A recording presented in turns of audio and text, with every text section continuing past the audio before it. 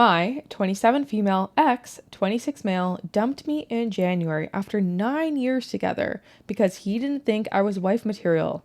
Now he reached out wanting to talk because he needs to get something off his chest. I was with my ex, who I will call Nate, because if I'm being honest, minus betraying a friend, I was Casey from Euphoria. I don't want to go too much into the details, but for the last 9 years, I lost myself to Nate. He was my world. Everything I did was for him.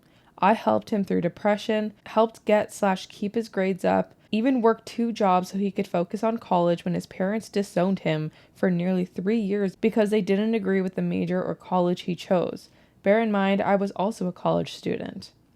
When his parents started talking to him again and started to financially support him, we moved into a new apartment. Nate said he wanted me to quit my job. I didn't, because it was his turn to take care of me. For 16 months, everything was great. He spoiled me. Then I noticed he was interested in his new friends, and at times he ignored me completely. Back in December, he did a 180, and he love-bombed me the whole month. He really went out of his way to make Christmas magical for me. I honestly believed he was going to propose. On January the 2nd, he made me my favorite dinner and made this speech about me being his first love, how I've been there since high school. I kept thinking any minute now he's going to ask me to marry him. But no, he dumped me. As his speech went on, my world fell apart, and as much as he tried to sugarcoat it, he basically said, "You were a good girlfriend, but that's what you'll always be to me. A girlfriend. I don't see you as my wife or the mother of my children. Blah, blah, blah. You served your purpose. Now I don't need you anymore. Blah, blah, blah. I need someone on my level. You're a gold digger. I'll give you 30 days to move out." I couldn't speak, and he stared at me looking for a response. I think this lasted 20 minutes before he said he'd sleep in the guest room, then left. Strangely, I didn't cry or get angry. I just ordered cardboard boxes online, then went to bed. The next day I waited for him to leave the apartment before I left my room. Then I called my boss and asked if I could transfer anywhere. She told me there wasn't anything, but if something came up in my department, she'd consider me. I then reached out to everyone I knew that wasn't also Nate's friend for a place to stay, and my cousin invited me to stay in her spare room for as long as I needed, and I could move in straight away, so that was amazing. In the 4 days it took me to pack my stuff up and move out, I didn't see or speak to Nate. I doubt he even noticed. I didn't trust myself at the time to ignore the "you up" text, so I blocked him and everyone close to him. I even changed my number/email to make sure he couldn't reach me. The first night at my cousin's was the night everything hit me. I think I cried every night the first month. I honestly felt like shit. I thought about what Nate said over and over again. It made me feel so low, like I was nothing. He only stayed with me because I was just there. But thankfully, my cousin sent for my mom, other cousins, and real friends to give me an intervention, which I badly needed.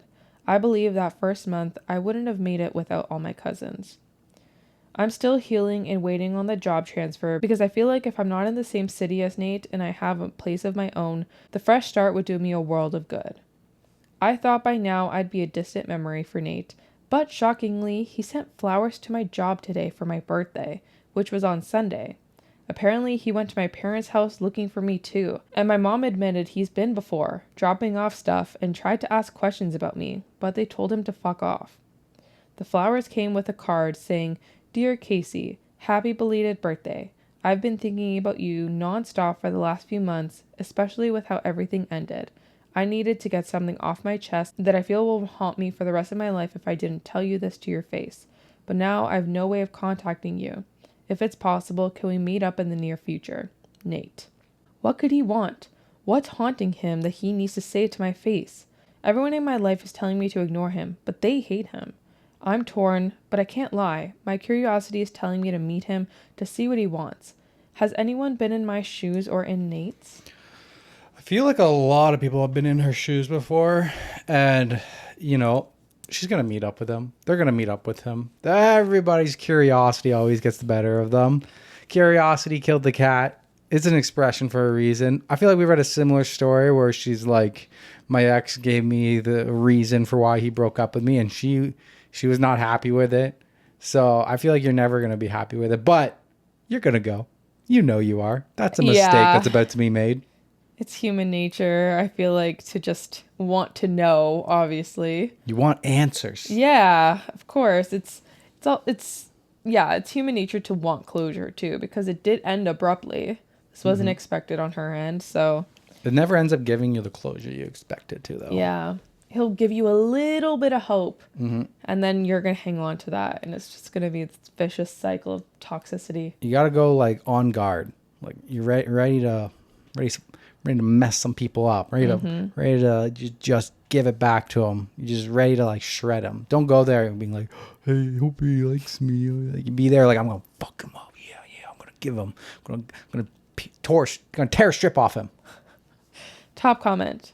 Not gonna lie, I didn't read all that. I just wanted to say, just because he needs to say something doesn't mean you need to hear it.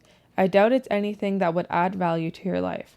He's likely wanting to alleviate guilt for some long ago trespass. 100%. He's probably like, oh, I cheated on you. And now he wants to like admit it so that he can move on. Nobody's ever doing jack shit for your benefit. As much as people say you're not the center of the universe, it's not your only world. Like it actually is for every single person. Every single person only living life for them. Is living life for them. So whatever reasons that, no matter how kind of that person is, no matter how thoughtful they are for other people, no matter how courteous, no matter how amazing of a person are, at the end of the day, I feel like everybody is a little bit selfish to themselves. If you're not, that just doesn't even make sense at all. Your like, Mother Teresa. Yeah, like I can literally understand you are the most saint person in the world, but at some level you only live life for yourself, no matter what. And I feel like for this, like all these times that these happen, like people, like they're only reaching out to you for themselves. Like they said, what value are they going to add to your life? I very much doubt he's going to be like, hey, I just want to let you know, when I was with you, I won the lottery. Here's $500,000. That's not going to happen. Yeah. That's not. What other value can he add to your life? Exactly. Nothing. So I guarantee you, I'd love to be wrong in this situation, but I guarantee you, it's only for him. Yeah. OP replied to that comment. My cousin thinks he tried monkey branching and it didn't work out. Monkey branching means he was already emotionally connecting, at least, with someone else before breaking up with me. Yeah, that probably. And then it didn't work out, and now he comes crawling back. Yeah. There's a mini update in the comments. He came to my work today, looking for me during lunchtime. I told the receptionist to say that I was out and caught a ride home with a coworker, so I wouldn't meet him if he planned to run into me by accident. Fuck this guy. An update comes 5 days later. Can we throw like a water balloon at him? A water balloon. That's harmless. Yeah, I like that. But not harmless. It's like harmful but harmless. Yeah. Yeah. And then it's filled with paint. Update comes 5 days later. So we ended up meeting, and no, I didn't go to him. I had told the receptionist at my work if he came looking to just say that I'm out for the day. After he showed up once, I didn't want the drama of him around my job. So Nate just kept going to my usual places like the grocery store I go every Saturday evening or the park I ran at Sunday mornings, his words, till he would eventually run into me. A stalker. And he did yesterday. He was waiting at the coffee shop I go to after my morning run. When I saw him, I tried to turn around and leave, but he kept calling me, so I thought to myself, if everything went pear-shaped, a coffee shop would be safer than my walk home. So I just sat down and asked him what he wanted. He gave an apology that wasn't an apology, you know, the type with, I'm sorry, but, and pity me. He blamed his mental health, his job, his parents, his friends, everyone but himself. I took someone's advice on here and said, cut the crap, I already know everything. He genuinely looked shocked and stared at me for a second. I guess he thought his coworker already told me everything, so he couldn't lie. Here's what really happened. He fell for a girl in his office. When he told me her name, I knew her immediately. I've met her a few times. He told me for the last 2 years he idolized her. To be fair, she's beautiful with an amazing personality. And he hated me because I was the one stopping them from being together because his coworker was too classy to be a side piece. When he broke up with me, he confessed to her that he was madly in love with her and he ended a 9-year relationship to be with her. Well, here's where it gets funny. She doesn't even like him, lol. She called him a piece of trash and told him if he ever spoke to her outside of work, she'd report him to HR. So I asked him, what has any of this got to do with me? Like, we are over. I clearly cut ties. There's no reason for us to speak.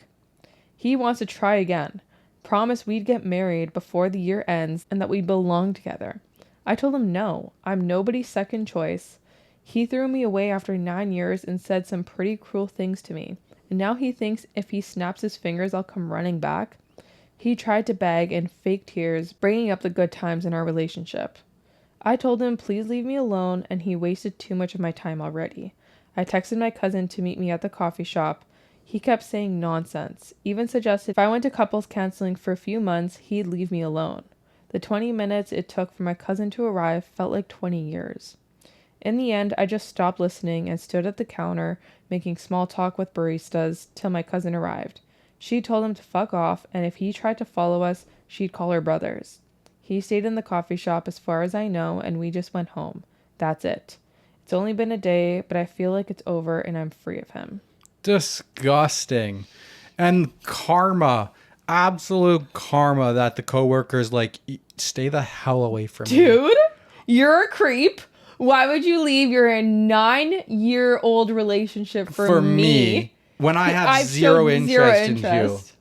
You've been idolizing me for 2 years. You're fucking disgusting. Yo, she dodged the biggest bullet, bomb, nuclear freaking blow up. Like, oh my God.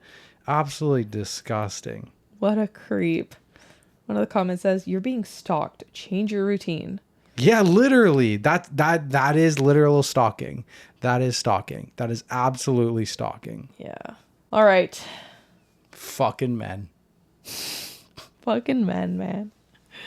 You gotta give it to so many mistakes. You gotta give it to men for being so goddamn delusional all the time. The audacity, the confidence, like all of that stuff to like do this stuff where like they break up with somebody and then they instantly go and try and get with a coworker. It's like they have zero interest in you. Like absolute, like they give you no hints. They give you nothing. Leave them alone.